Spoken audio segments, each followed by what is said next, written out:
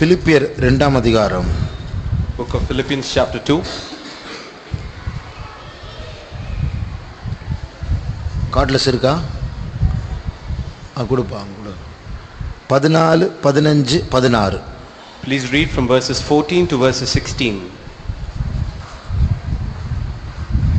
நான் வீணாக ஓடினதும் வீணாக பிரயாசப்பட்டதும் இல்லை என்கிற மகிழ்ச்சி கிறிஸ்துவின் நாளில் எனக்கு உண்டாயிருப்பதற்கு ஜீவ வசனத்தை பிடித்து கொண்டு உலகத்திலே சுடர்கரை போல பிரகாசிக்கிற நீங்கள் கோணலும் மாறுபாடான சந்ததியின் நடுவிலே குற்றமற்றவர்களும் கபடமற்றவர்களும் தேவனுடைய மாசற்ற பிள்ளைகளாய் இருக்கும்படிக்கு எல்லாவற்றையும் முறுமுறுப்பில்லாமல் தர்க்கிப்பில்லாமலும் செய்யுங்கள். உங்களுடைய ஃப்ரெண்ட்ஸ், சமுதாயம், இந்த உலகம், இதுக்கெல்லாம் தொகுப்பாக இங்கே ஒரு பேர் கொடுக்கப்பட்டிருக்கிறது.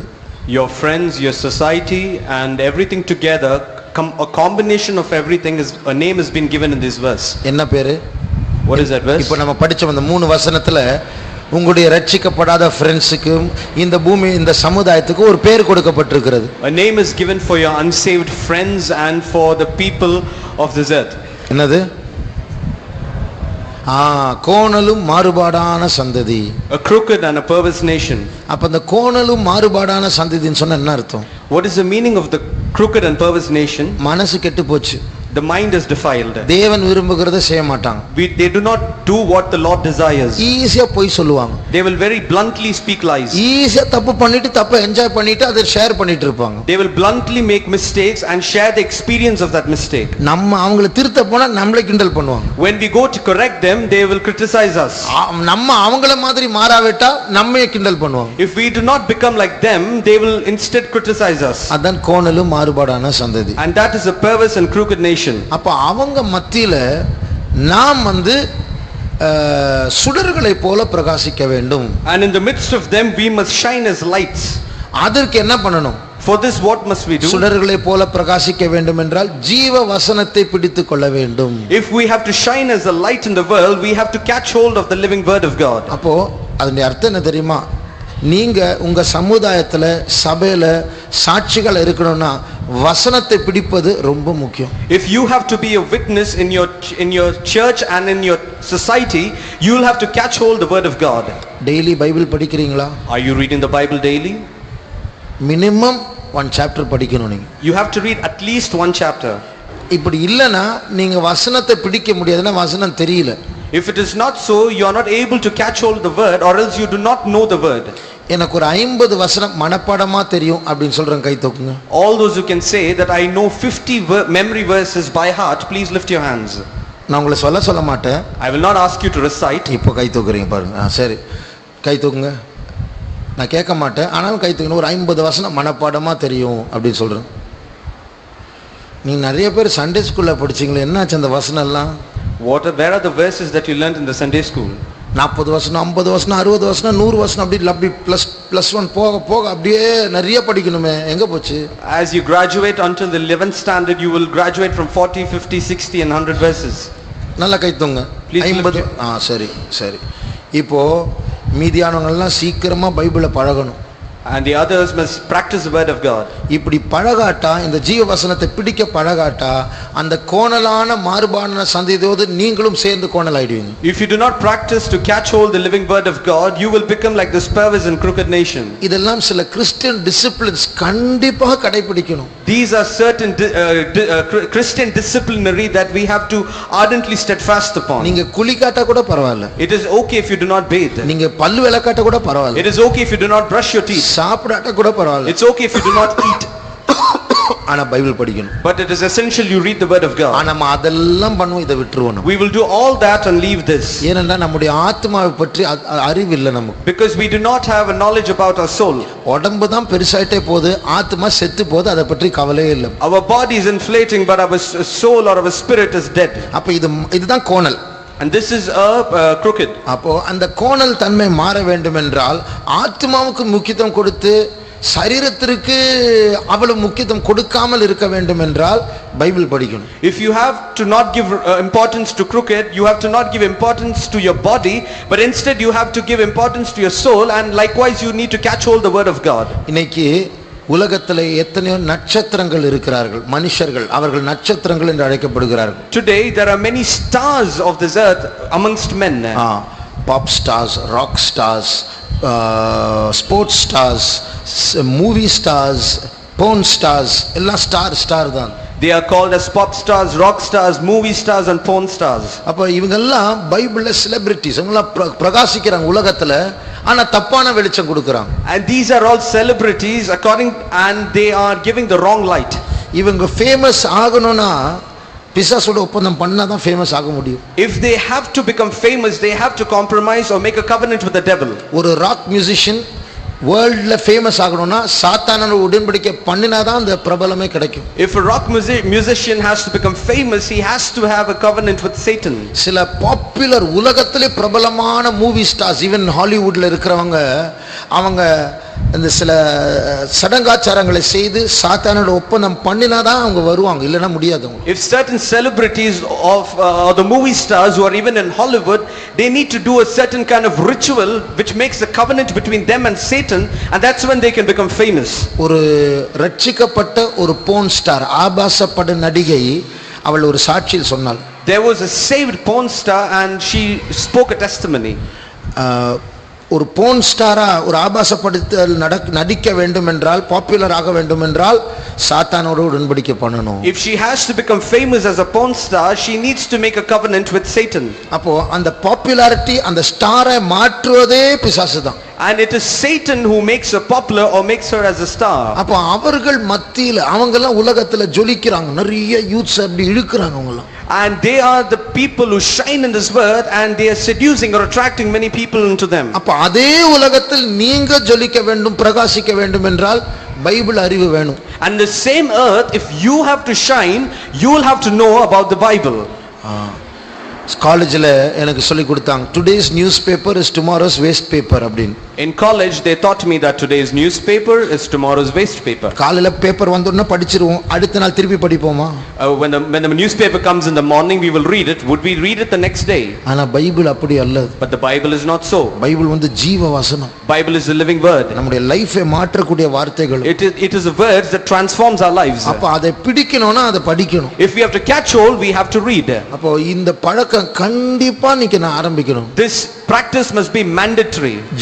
ஜனவரி 1ஆம் தேதியே தேவன் நிறைய பைபிள் படிக்கணும், இல்லனா பொய் நாவி ஏமாற்ற வரும். God himself told on January 1st that we need to read the word of God, or else the spirit of lying will attack you. அப்போ இன்னைக்கு பைபிளே புரட்டி பேசக்கூடியதான நாட்கள் வந்திருக்கிறது. These are the days where there are people who controversially speak against the word of God. அப்போ தேவன் நம்மை இதுவரைக்கும் பாதுகாத்தா நடத்தினார், ஆனா நிறைய போராட்டம் வர்றதுக்கு ஒரு காரணம் வசனத்தை படிக்காததனால். The Lord has preserved us and kept us hitherto, but the reason why for many strives is to come is because of the lack of reading the word of God. ராணுவத்துல யுத்தம் டைம்ல, in the army during the war, lunch break எல்லாம் கிடையாது. there is no lunch break. எப்போ யுத்தம் வரும், எத்தனை நாட்கள் தூங்காம இருக்கணும், ஒண்ணுமே தெரியாது. They do not know when the war will outburst. There will be many sleepless nights. அப்போ அந்த வாரியர்ஸ் உடைய கையில சின்ன சாக்லேட் இருக்கும். And there will be a small chocolate in the hand of these warriors. அந்த சாக்லேட்ல ஒருவேளை ஆகாரத்துடைய சத்து அதுல இருக்குமா? The chocolate contains a power of one meal. அதை அப்படி சாப்பிடுவாங்க. They'll just take it. அதை வந்து பாக்கெட்ல நிறைய சேர்த்து வைக்கலாம். And they'll keep a bunch of it in their pocket. நாள் கணக்கா நம்ம ஒரே இடத்துல இருக்கலாம், சாப்பிட போகாம இருக்கலாம். For days together they'll be in one place and they would be without food. இது போல தான் தேவன் நமக்கு தருகிற இந்த வார்த்தை, இந்த ஜீவ வசனம் நம்முடைய ஆத்துமாவினுடைய சாக்லேட்டா இருக்கு. Likewise the word of God, that is the living word of God, is a chocolate to our soul. நான் ஏற்கனவே சொல்லியிருக்கிறேன், குடுவாஞ்சேரியில் ஒரு விசுவாசி இருக்கிறார். As I've told already, there's a believer in Guduvancheri. அவரு இந்த மாதிரி ஒரு டப்பாவில் ஒரு ட்ரிங்க் மாதிரி ஒரு பவுடர் வச்சிருப்பார், விற்கிறார். He had a powder in this kind of a box. என்ன விலை தெரியுமா? Do you know the cost of it? 10 வருஷத்துக்கு முன்னாடி 5000 ரூபாய். 10 years before it was 5000 rupees. இப்போ என்ன விலைன்னு தெரியல. Now we do not know what's its cost. T நகர்ல கடை வச்சிட்டு வித்துட்டு இருந்தார்.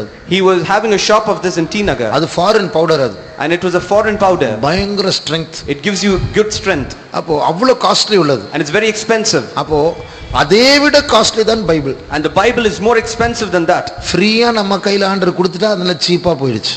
The Lord has given it freely in our hands and we have counted it as cheap. அதனால நாம் இந்த பொல்லாத உலகத்துல நம்முடைய ஃப்ரெண்ட்ஸோடு சேராமல் அவர்களுக்கு சாட்சியா இருக்க வேண்டும் என்றால் பைபிள் கண்டிப்பா படிக்கணும். Therefore this world, and if you need to be separated from your worldly friends, it is essential or mandatory that you read the word of God. எல்லாமே பேலன்ஸ்டா போணும். யூத் மீட்டிங் வரதுனால ஜெயிக்க முடியாது. Everything must be balanced, because just because you attend the youth meeting you will not attain victory. Sunday சர்வீஸ்க்கு வந்து அந்நிய பாஷை பேசுறதுனால ஜெயிக்க முடியாது. Because you come to the Sunday service and you speak in tongues you will not get victory. சனிக்கிழமை ராத்திரி ஜெபத்துக்கு வரதுனால ஜெயிக்க முடியாது. Because of the night prayer on Saturday you cannot get victory. எல்லாமே சேர்ந்து வரணும். பைபிளும் படிக்கணும். When everything is combined together and you by reading the word of God, that is when you can. இந்த டேப்லெட் சாப்பிட்டாதான் நம்முடைய ஆத்மாவுக்கு பாவத்தை எதிர்க்கக்கூடிய தெம்பு வரும். When you eat this tablet, that is when your soul will have the resistant power to resist sin. இப்போ ஒருத்தர் ரொம்ப சிக்கா இருக்கிறார். For example, someone is very sick. அசைக்க பலன் இருக்காது. சரீரத்தை அசைக்க. He does not have strength to move his body. வேற யாரை தூக்குனா எதிர்க்க பலன் இல்லை. If somebody lifts him, there's no power to resist it. இது போல ஆத்மா செத்து போன நிலவரத்தில் அந்த டேப்லெட் அந்த வசனத்தை நம்ம சாப்பிட விட்டால் பிசாசு வா அப்படி சொன்னா உடனே கீழ்ப்படிவோம். Likewise, if our soul is dead without having this tablet, when Satan calls you come, you will just go. 2 வாரம் ஒரு சினிமாவை பார்த்திருக்க மாட்டோம். For 2 weeks I would not have watched a movie. திடீர்னு பார்த்தா ஒரு ஞாபகம் வருது. Immediately a remembrance. உடனே கீழ்ப்படிஞ்சு உடனே மொபைல் போன் ஆன் பண்ணி அந்த யூடியூப் ஆன் பண்ணி அப்படி சினிமா பார்த்தோம். Implicit obedience by clicking on YouTube and watching the movie. ஏன்? Why? ஆத்மா செத்து போச்சு. Because the soul is dead. அது கூப்பிடும்போது முடியாது என்று சொல்ல பலனே இல்ல. When it calls, you do not have the strength to say no. அந்த சிந்தனை நினைவு வரும்போது உடனே அதை நிறைவேற்றக்கூடியதான ஒரு தெம்பு வருது. அதுதான் சாவு. When the thought comes, an immediate action to react towards it, that is the strength to it. அதனால இனிமே நீங்க கண்டிப்பா பைபிள் படிக்கணும். Therefore, please read the word of God. நீங்க சர்வீஸ்க்கு வரும்போது இந்த யாபேஸ்க்கு வரும்போது கூட பைபிளோடு தான் வரணும். When you come to the service, when you come to Yabes, you'll have to bring the Bible. வசனம் சொல்லும்போது பைபிளை ஓபன் பண்ணணும். When the word of God is said, you'll need to open the word of God. இங்கிலீஷ்ல ஒரு பழமொழி உண்டு. There's a proverb in English. You can lead the horse to the water but you can't make it drink. குதிரையை தண்ணீர் வரைக்கும் கொண்டு போலாம். குடிக்கிறது குதிரையுடைய வேலை அது. அதையும் நம்ம செய்ய முடியாது. You can lead the horse to a water but you can't make it drink. Likewise our life is. அப்போ நாங்க சொல்லி கொடுக்கலாம், விசாரிக்கலாம். அதுக்கு பிறகு படிக்கலனா அப்போ நாங்க என்ன பண்ண முடியும்? Therefore we can teach, we can inquire, but after that if you don't study, we can't do anything. அதனால தயவு செய்து உங்களுக்கு சொல்லுகிறேன், இனிமேலாவது டெய்லி பைபிளை படிக்க பழகுங்க. Therefore I request you, please read to the word of God daily. இந்த பைபிளை உங்க கையில கொண்டு வரதுக்கு எத்தனை பேர் செத்தாங்க தெரியுமா?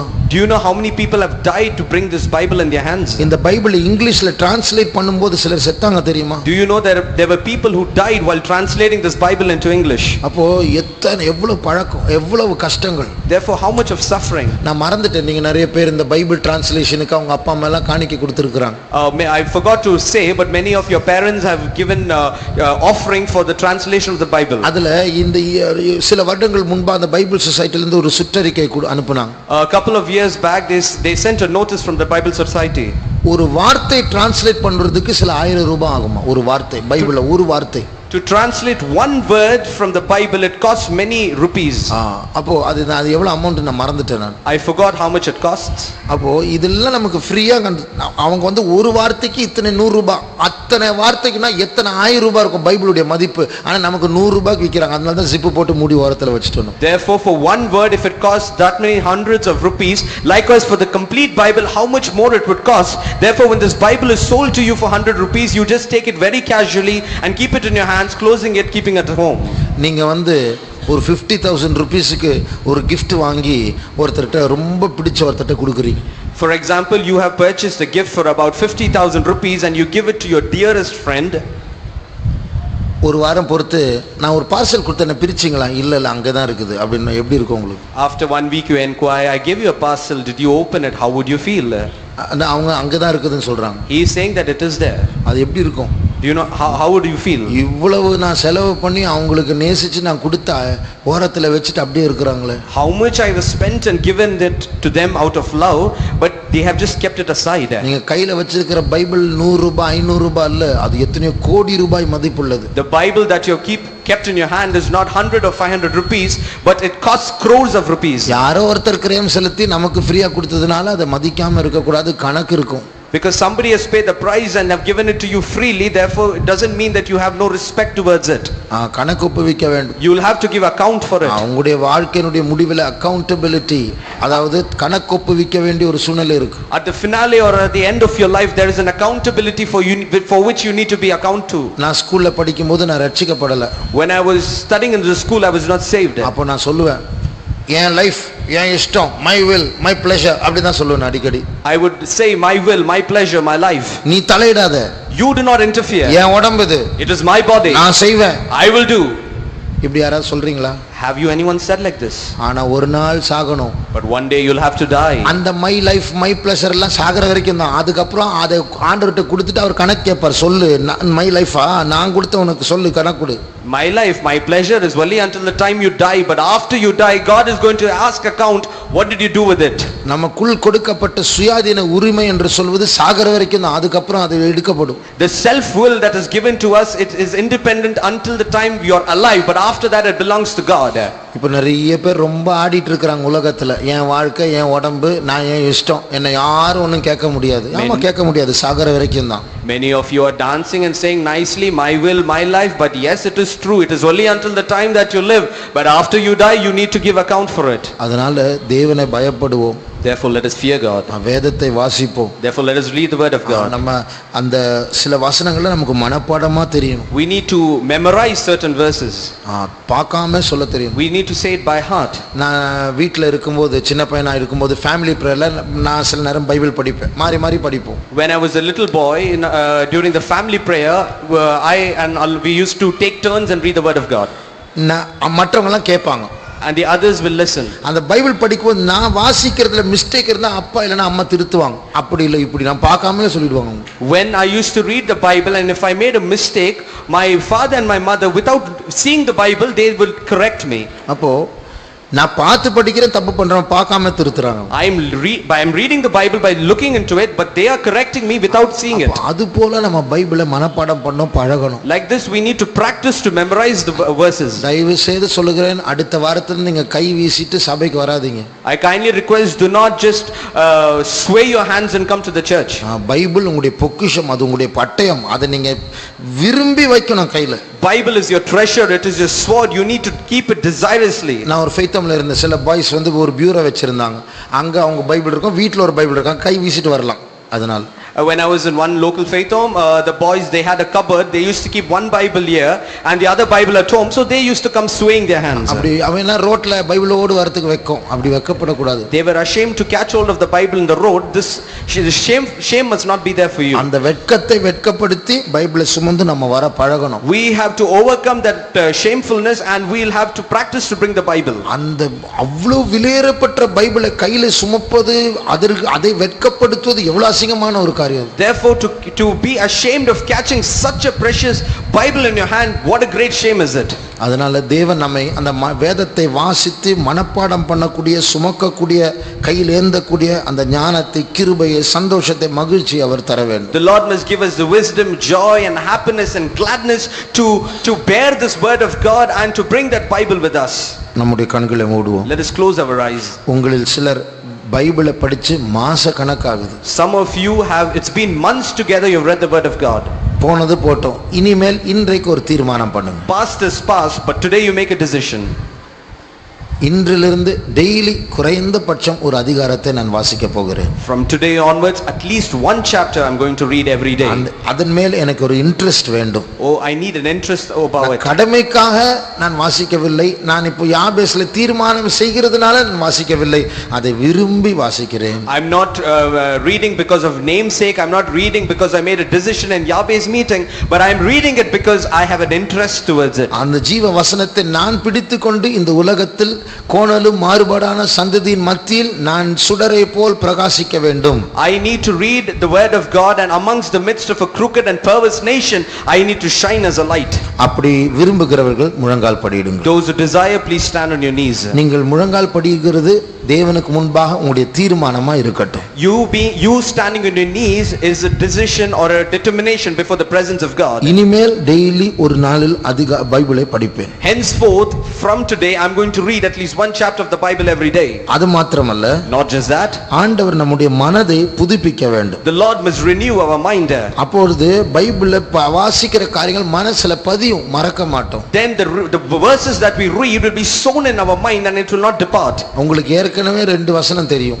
Already you know certain verses. என் ஆத்துமாவே கர்த்தரை ஸ்தோத்திரி, அதெல்லாம் நம்ம சொல்றோம். அதெல்லாம் வசனம் தான், பைபிள்ல 2 வசனம் தெரியும். We know 2 verses, bless the Lord, O my soul. Like these verses we know. அப்ப இது போல சில வசனங்கள் தெரிஞ்சிருக்கலாம். Perhaps you might have known couple of verses. ஆனால் இனிமேல் நீங்கள் படிக்கும்போது, But henceforth, when you read, சில வார்த்தைகள் உங்களை டச் பண்ணும். certain verses might touch you.